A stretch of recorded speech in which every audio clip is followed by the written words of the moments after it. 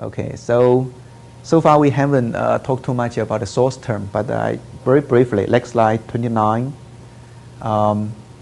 One particular the source term, the body force is due to the solar radiation for the heat transfer equation.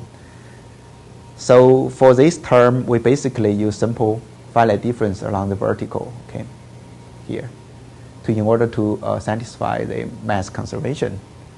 And the important point is that right on the bottom, for the bottom prism, we zero out this H dot term. So basically, we are treating the bottom as a blank body, absorbing all the heat. Okay, so we did this in order to preserve the mass conservation, because otherwise your bottom will leak out some heat. But the drawback of doing this is that in shallow water depths, because the bottom absorbs all the heat, it can heat up very quickly. You can have a very high temperature. So one way to bypass this problem is to use a larger albedo for the shallow region. Okay, so in the newer version, allow users to specify that variable albedo.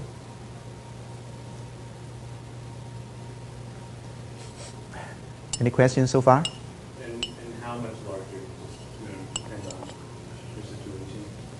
Yeah, typically inside the estuary in the shallow region, say shallower than 2 meters, I just immediately jack up the albedo to be about, say, 90%, 0.9. Yep.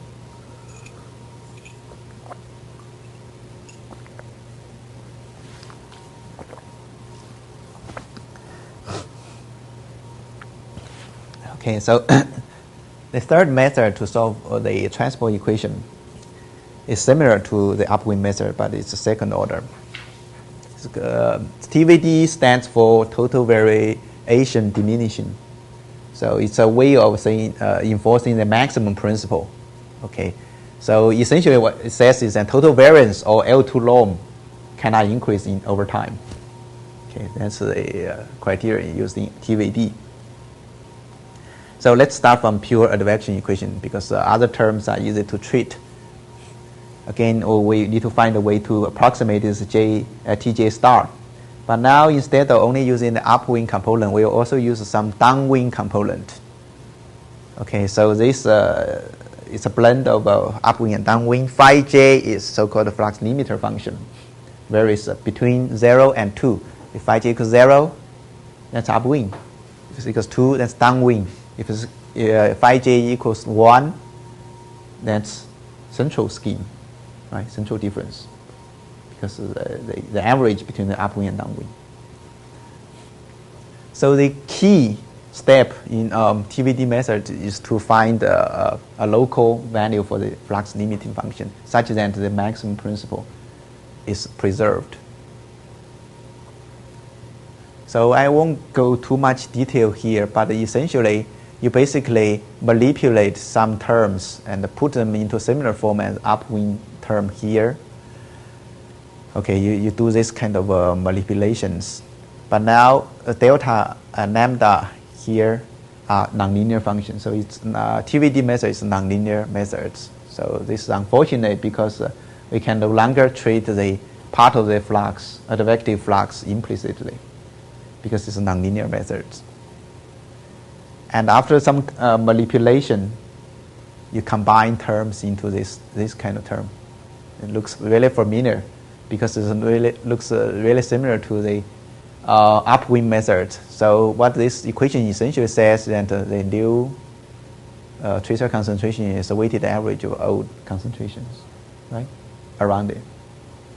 So the maximum principle or Coulomb number condition is satisfied if all the weights are positive. Okay, so you get this final Coulomb number condition.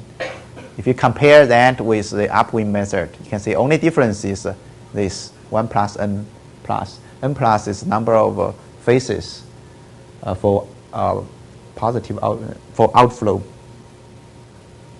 So you can see that the upwind method, the stability constraint is more severe. Not only that, like I said before, you can no longer treat the vertical advective flux implicitly. That would definitely violate the maximum principle. So that's just unfortunate. That means if your application has some shallow regions in it, then the time step must be very small because of this constraint. So that's why TVD is not very efficient if you have a shallow region. Okay, so one of the important things in TVD, if you read the literature, especially one-dimensional things, is this upwind ratio. Okay, so it's basically ratio between the upwind and upwind. Okay, upwind of the upwind. So two-tier labors. So this is upwind ratio. So if you read literature, this depending on whether or not this ratio is large or small, the flux limiter function will react to that. If it's large, that means you have a very sharp gradient propagating in. So you better use upwind like. You need to reduce the flux limiter functions. If it's very small, then you can use downwind scheme without violating the maximum principle. Okay. Any questions about TVD? I know this is a very brief introduction. There's a lot of details in there. Next slide, 32. Okay. So the advantage of TVD, the same as upwind, it conserves mass and preserves the maximum principle. But disadvantage is that it's not very efficient if your application has a shallow region. If your application, if your domain depth, the depths are all large, then TVD is not that bad. It's a reasonably okay method. And it's a second order accurate. So it does not have much numerical diffusion in it. And because the maximum principle is concerned, you don't have to worry about the numerical dispersion. There's no undershoot and overshoot. It guarantees that there's no undershoot and overshoot. That's a good thing about TVD. And in terms of choice of flux limiter function, here are some popular choices. Okay, but in principle, if you look at the diagram, any functions that falls within this region can be a candidate for flux limiter functions. So the super B is, of course, one of the most popular, but it's also most compressive, meaning that if you have some gradient, you sharpen the gradient. You tend to sharpen the gradient. And min mod, on the other hand, is the most diffusive, okay, closest to the upwind, and Van Leer and Osher somewhere in between. There are actually other types of flux limiter functions out there.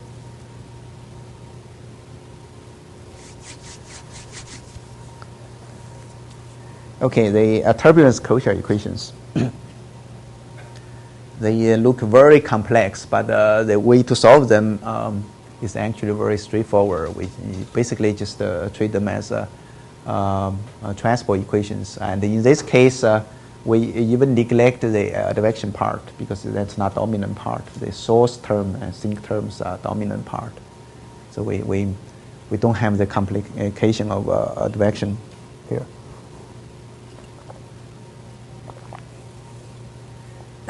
So here is the example of how you solve the two equation Umlauf and Burchard closure.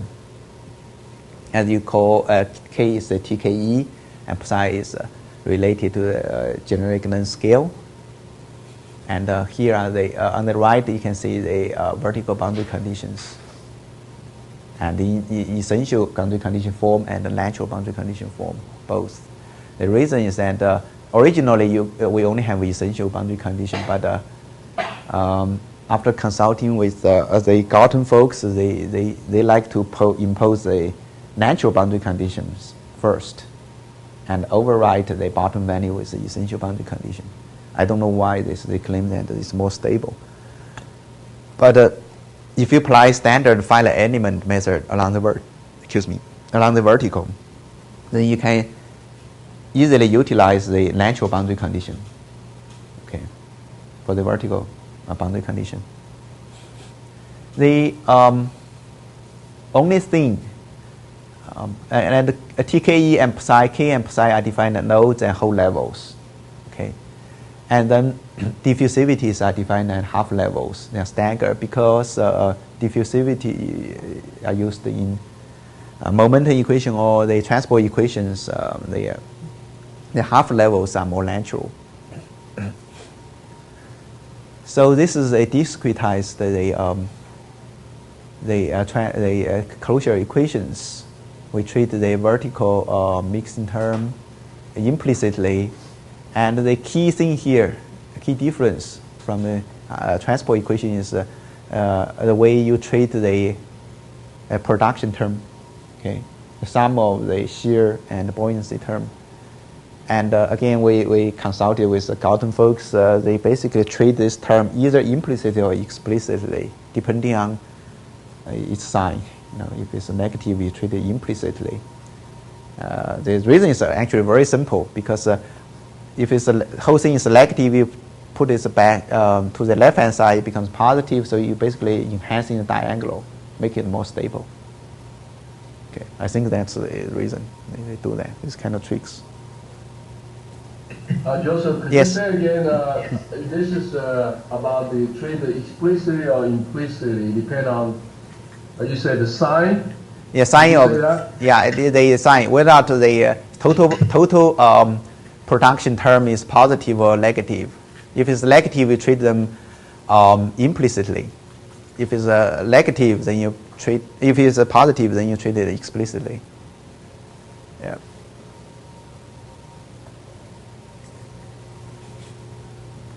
Depend on the sign of the total production. Yeah, so if it's a positive, you treat it implicitly. If it's a positive, you treat it explicitly. Explicit, okay. Yeah, you want to, yeah. And you said the reason is simple. The sign, why the sign has to do with explicit and implicit? Because if it's the question is why you treat it this way, implicit or explicit, depending on sign. Because if you look at the discretized the equation on the bottom, if the sign is negative, the term becomes negative. You treat them implicitly. You need to move them back to the left-hand side. That would actually enhance the diagonal. Oh, okay. It has something to do with diagonal. Yep. Okay. So enhance the numerical stability. Numerical stability. Okay. Yep. Thank you. Sure.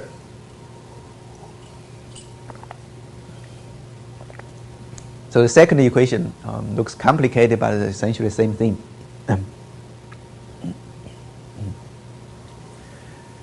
So in the itself actually been linked to this Galton turbulence closure library, and Galton is a general ocean turbulence model. It's a one-dimensional water column model with lots of biology linked to it. So we really like to use. We don't want to reinvent the wheel. Because Yumnov and Burchard actually built this library. So we thought, just use the existing tools we can have. But recently we found some perplexing problems with this Galton library. So in a shallow region, sometimes you get NaN coming out. I suspect it's a division by zero or overflow, underflow problem, and detected by the main self code. And the funny thing is that it's really platform dependent. Some clusters do not report this problem, whereas other clusters are very susceptible to this. So so that's just unfortunate. I like to point out, because we really don't want to reinvent the wheel here. It's something you may want to take notice, because in case in your application you use Galton and then you get this NaN coming out, you know what's happening. So. Joseph, excuse me, I have one more question about turbulence. Sure. Okay, I missed that the natural boundary condition. first is what is the natural boundary condition? Secondly, is that symbol you use there, I'm not sure I can read very well. Okay. So if you look at the upper right corner, right? Those are the boundary conditions in the essential boundary conditions. And below that, okay. Yeah, those are the essential boundary conditions. K equals something and psi equals something, right? That's the essential boundary conditions. And below that, you have natural boundary conditions. That means there's no flux for the TKE. Okay. No flux for the TKE near surface or bottom. Whereas fluxes are prescribed for the generic length scale, the psi. Okay, so it was multiplied by nu, and then there's that's 5k subscript right. represent the that's k of 5. That's the diffusivity coefficient, so it's not power. Oh, okay. Diffusivity coefficient. Yeah, it's diffusivity Okay. coefficient. Yeah. Okay, thank you. Sure.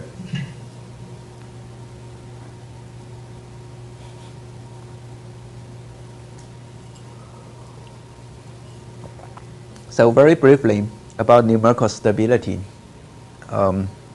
because we use semi-implicit schemes, so then circumvents the CFL criteria, which is very severe in the coastal applications because it involves a long wave speed, okay, which can be very large in the deep sea. So the EOM used in advection equation also bypass the Coulomb number condition for momentum equations, and the implicit transport scheme, especially for the upwind, and the EOM also bypass the vertical Coulomb number conditions. Okay, so all the remaining stability constraints come from the explicit treatment of terms in the equations. First is the baroclinicity. And associated with it is the internal Coulomb number restriction. Okay, so which looks very much like CFL, except now inside square root you have G prime. That's the internal wave, reduced gravity. So square root of G prime H is the internal wave speed. And second stability constraint comes from the horizontal viscosity and diffusivity. So you have a diffusion number restriction. But if you don't use any horizontal viscosity or diffusion, then you don't have this condition. So in any case, even if you use them, this condition is very mild. And for upwind and TVD transport, of course, you also have a Coulomb number condition associated with maximum principle. The last one, Coriolis, is explicit treatment of Coriolis by itself is actually stable. But it's prone to modes, as some people point out. I won't go too much detail about how the numerical modes are generated with explicit treatment of Coriolis. But essentially, if you look at this equation, okay, in the absence of all the external forcings, the U1, U2, and U3 are unknowns. So the solution for this equation is not unique, right? So of course, U1 equals U2 equals U3 equals 0. That's one particular solution. That's the initial state. But as U1 is the average of U2 and U3, that's also a valid solution. So you have, in that case, you have a subgrade oscillation. Okay. So in the absence of external forcing, the non-uniqueness of the solution will usually lead to this kind of numerical modes. Okay, here this table summarizes. So far, we haven't really talked about the horizontal boundary condition. We concentrate on the vertical boundary conditions. Okay, but this table shows you all the options we have in self-model for as far as horizontal boundary conditions and margins are concerned. So for elevation eta, you can either impose time history there, or you can impose a constant, or you can impose tidal signals there, or you can even impose the time history at each boundary nodes through this LIV3 dot DH. And for salinity and temperature, You can either impose a time history, a constant, or basically clamp it and initial condition, or you can impose the time history and each load and at each vertical level. So it's a 3D. And I typically use this negative flags, -1, -4, to represent some kind of open boundary condition. So -1 means that you large the ST back to initial condition. -4 means you large ST to values specified in a 3D TH file. And for S and T, we also allow users to large their values to some kind of background values, like results from a global circulation model or climatology or whatever. So for the horizontal velocity, you can specify the time histories or constant, but this time what you specify is the discharge. Okay, this is something to remember. Whereas if you specify the time history of UV and all boundary nodes and all boundary levels, then those values are UV values. Those are not discharge values. Okay, it's something you want to remember. Of course, you can also impose the tides. And the -1 and -4 options are also available for horizontal velocity. If you use -1, then you need to specify the mean elevation and mean flow, and because that's a flatter boundary condition. And if you use -4, you also need to specify the two relaxation constants for inflow and outflow.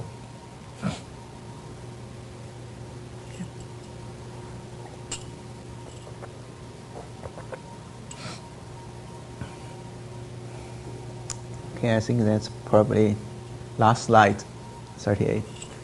Joseph, before you finish, I have this question about Sure. level bound condition. Sure. Why do you put the red check there? Yeah, the red check marks means that's implemented. I didn't hear. I cannot hear. The red check marks means I already implemented those options. I thought you have type 1 through 4. You have all these options available, isn't it? Oh yeah.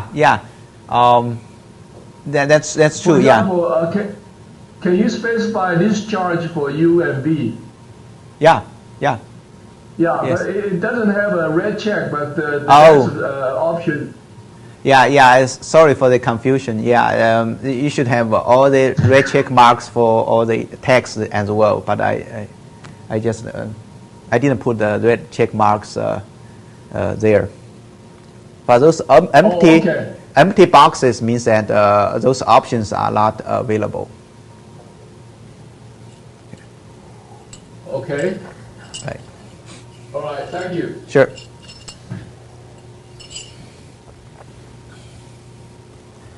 So this table summarizes the feature of a self, and also compare those features with LCirc. So in terms of time stepping, both models use implicit time stepping, and the LCirc uses orthogonal unstructured grid in the horizontal, whereas the self uses general unstructured. And in terms of vertical grid, LCirc uses z coordinates, and the self uses hybrid SZ. And LCirc uses finite difference and finite volume method. Self uses hybrid finite element and finite volume methods. Okay, so because the finite difference method is using LCirc, so you don't have convergence. You don't have any convergence for non-orthogonal grids. When self this is not a problem. And in terms of treatment of advection in momentum, LCirc uses EOM. Self also uses EOM, but there are some optional higher order options, like a Kriging. And in terms of advection in transport, LCirc uses EOM or upwind methods, whereas self uses EOM upwind or TVD. And one advantage of LCirc is really the volume conservation. Okay, it's enforced numerically. when self does not. Then both models can treat the wetting and drying. So that's pretty much it for this lesson.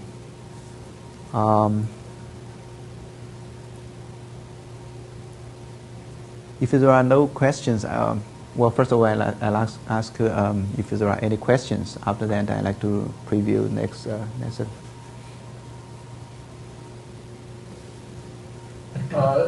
Joseph, I have a question. I mean, I can wait for other people, but go ahead. But I don't have a question. Okay.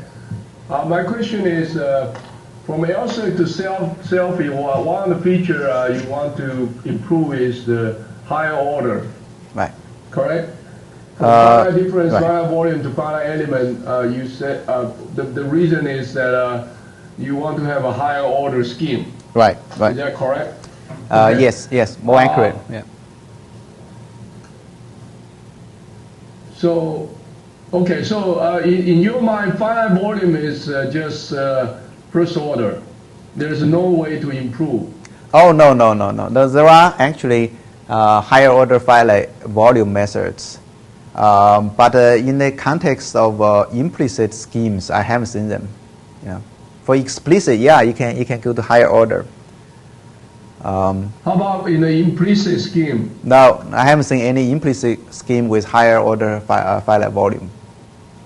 First of all, there are not many implicit models out there anyway. Okay. It becomes very. The other question I have is about convergence. You said the L-circuit divergence for non-uniform grid. Non-orthogonal. And self is at least first. Right, so it's non-orthogonal. That's a typo there. Non-orthogonal grid. Yeah, that's a typo there. Yeah, apologize for that. Okay. Yeah. Well, let's say the non-orthogonal, all right? Right. You said the L-circuit's divergence means, what does that mean? A divergence in terms of? Delta T and delta. Well, it's divergent in terms of delta T and delta X. You know, if you read the self paper, there's a picture actually shows the divergence of L-circuit results when you refine time step and refine the grid size. Okay. Now you said self is at least first. Right. What does that mean? First convergence or first what? First order convergence. Yeah. First order convergence. Right. Okay, I will read the paper. Which paper? That's the paper we publish on the model formulation. It's model formulation. Okay. Yeah, it's on the website. Yeah. Okay. It's on the website. Yeah. All right. Thank you. Sure.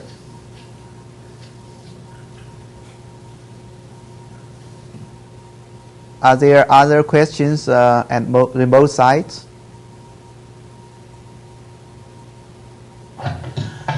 Joseph? Yeah. I wonder how you deal with wetting and drying for the transport equation. I mean, when an element gets dry, what happens to the mass in the transport equation that was in that element? Do you get to just lose it, or do you redistribute it for around the next elements? The question is, how do you deal with the mass transport, tracer mass associated with transport equation and wetting and drying? So when the prism becomes dry, then yeah, you just lose the mass. You don't distribute the mass to the neighboring elements. Yeah. So the wetting. Okay, thanks. Yeah. By extension, what happens when an element becomes wet? Yeah. Is the mass created? Mass is that's true. Yeah, the mass is well, in the real world, mass must come from labor, right? So what we did is basically take the average of say average salinity, average temperature from neighborhood, and then assign that value to the newly wetted elements. Okay.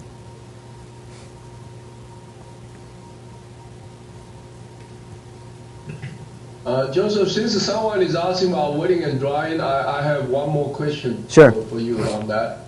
All right, now, my understanding is when you're solving the when you are doing solving the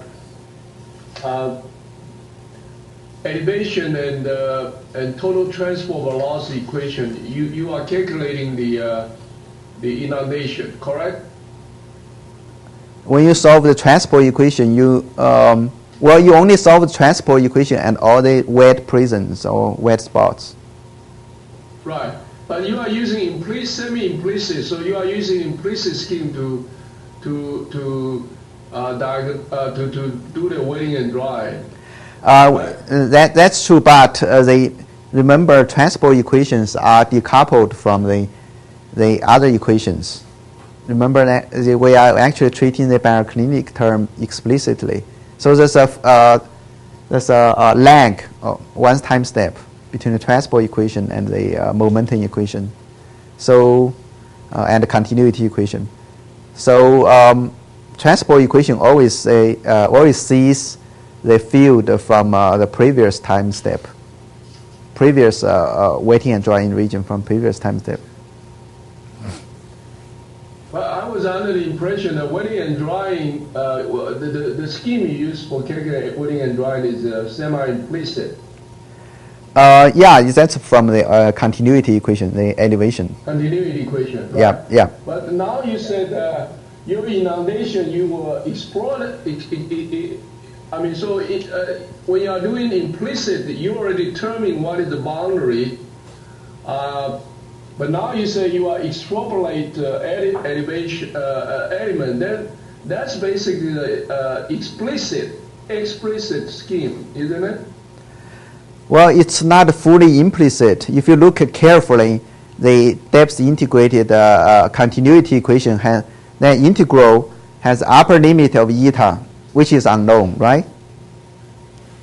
Okay. So that eta must be treated explicitly. Otherwise, the equation becomes nonlinear. It's very hard to solve. So there are some kind of explicit treatment, so to speak, for the wetting and drying. But the elevation itself, themselves are actually solved implicitly. But it's not pure implicit. I would put that way. Okay, I agree with you on that. I mean, Yeah. if in a rigorous sense, then there is a nonlinear interaction in there. Oh yeah. I'm sure in hydraulics, you are familiar with hydraulics. And people have used this kind of Rose-Riemann solver or this kind of nonlinear tools to solve implicitly for those kind of fluxes, right? That's right. Yeah. Okay. Yeah, we are not using that. You answer my, you answer my question. Right. Yep.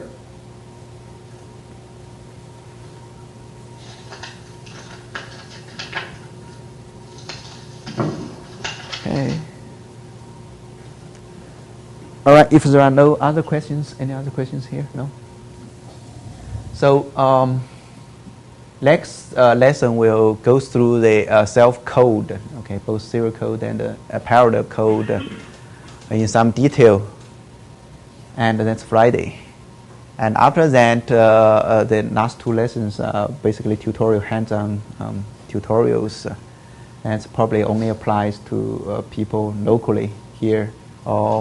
Scott, are you interested in doing some tutorial next week? Since you have access to our cluster. Doing some tutorials? Yeah. I think I'm okay. I think I'm following along with it. I don't need to. Okay, that's fine. Okay, so next week, the two lessons basically for the local persons here, and I already sent you the directory you need to work on. There are a number of mistakes there, so you need to correct. And hopefully you'll find them and get some sensible results so to present for the last lessons. All right, so a quick question, did you say next week? Next, so do we have a class Friday? We have a class Friday talking about the code. Okay. And how to use. And then Scott talk next week. Okay. Right. All right. Thank you for your attention, and we'll see you on Friday.